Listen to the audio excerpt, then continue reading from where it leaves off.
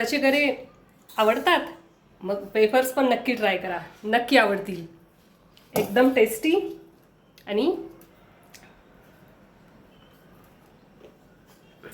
आज आपण बनवणार आहोत फणसाच्या गऱ्यांचे कुरकुरीत आणि खमंग वेफर्स. काल आपण जो फणस कट केला होता आणि त्यातले हे गरे आहेत.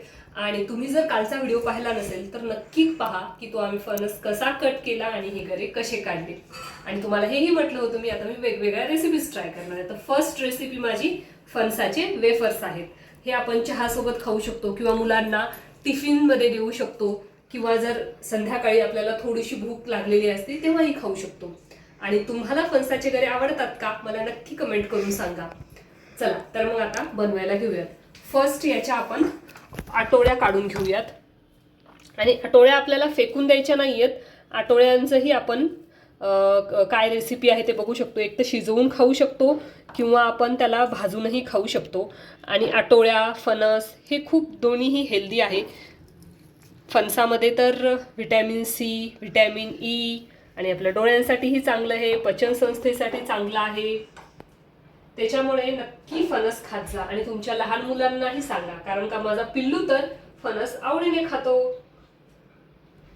आता मी सगळ्या ह्या आटोळ्या काढून घेते आणि मग आपल्याला फणसाचे छोटे छोटे वेफर्ससाठी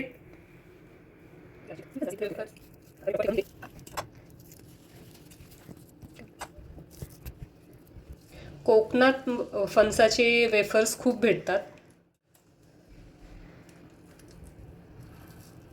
आपण फणसाचे काप करून घेणार आहोत, म्हणजे वेफर सारखे तळायला.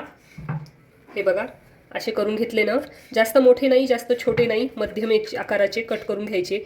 आणि हे फणसाचे वेफर्स जर शेंदी मीठ टाकलं तर आपल्याला उपवासालाही जमतात, कारण का उपवासा. आणि या फणसाची आपण भाजीही करू शकतो. मी भाजीचीही रेसिपी तुमच्यासोबत शेअर करणार आहे. आणि हे बघा आता माझे पूर्ण कट करून झालेत. आता मी कढईत तेल टाकणार आहे आणि मग तळून घेऊ. हे बघा आपण आता कढईत तेल टाकले, गॅस ऑन केलाय. तेल गरम झालं की आपल्याला हे फणसाचे गरे, हे फणसाचे जे तुकडे आपण केलेत ते आपल्याला फ्राय करून घ्यायचे. एक प्लेट घेतली आहे आणि हे झाऱ्या घेतल्या तळून हे करायला, म्हणजे फणसाचे गरे टाकले की आपण इकडे काढून ठेवता येतात आपल्याला.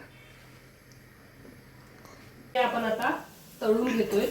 लो टू मीडियम हीटवर आपल्याला हे तळून घ्यायचे.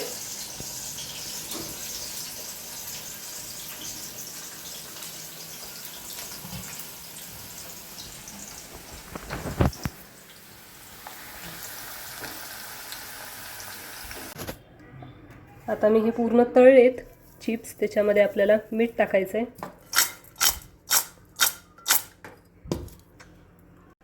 आणि मी आता हे खाऊन बघते कशी टेस्ट झाली आहे.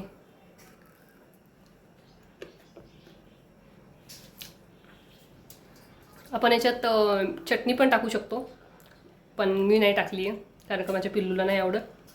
आणि आंबट गोल मीठ एकदम भारी लागतं, टेस्टी. एकदा नक्की करून पहा.